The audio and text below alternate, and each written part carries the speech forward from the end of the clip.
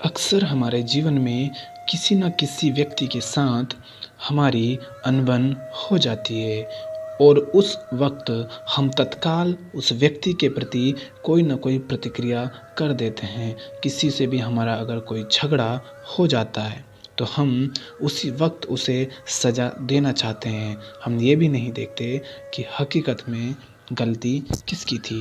अब इस बात को और भी अच्छे से समझने के लिए एक कहानी आपको मैं सुनाता हूँ बुद्ध के जीवन से। तो एक समय की बात है, बुद्ध के पास उनका एक शिष्य आता है और बौखलाए हुए स्वर में बुद्ध से बोलता है कि हे बुद्ध, गांव का जमींदार राम सिंह ने मेरा बहुत अपमान किया है। आप सभी वहां चलें और उसको अच्छा सबक सिखाएं। उसे सबक सिखाना होगा। तो बुद्ध ने बोले, प्रियवर, सच्चे बुद्ध का अपमान करने की शक्ति किसी में नहीं होती। तुम इस बात को भुला दो कि राम सिंह ने तुम्हारा अपमान किया है। जब तुम ये बात भुला दोगे तो अपमान बचेगा ही नहीं। कोई अपमान तुम्हें फिर याद ही नहीं रहेगा।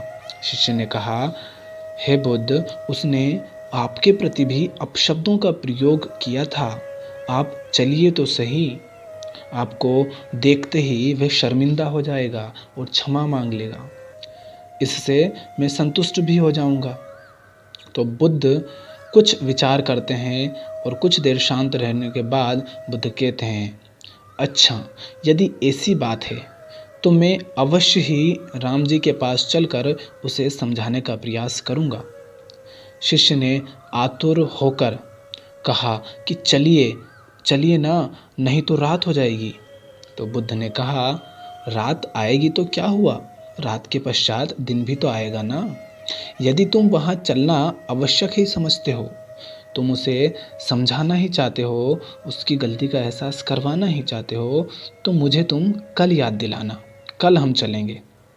तो दूसरे दिन बात आई गई हो गई। कोई किसी को बात याद न रही और शिष्य अपने काम में लग गया और बुद्ध अपनी साधना में लीन हो गए। दोपहर होने पर बुद्ध ने शिष्य से पूछा,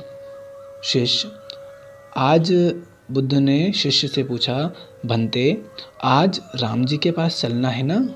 शिष्य ने कहा, नहीं बुद्ध। बुद्ध ने कहा, क्यों? कल तो तुम कह रहे थे चलना है। तो शिष्य ने कहा, बुद्ध, मैंने जब घटना पर फिर से विचार किया तो मुझे इस बात का आभास हुआ कि भूल मेरी ही थी।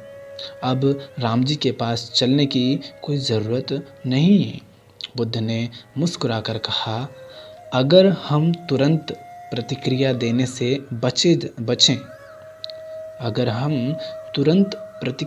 से बचें तो हमारे भीतर की जो कटुता है वह समाप्त हो जाती है। शिष्य बुद्ध का अर्थ समझ गया, बुद्ध का आशय समझ गया और उनके प्रति नतमस्तक हो गया।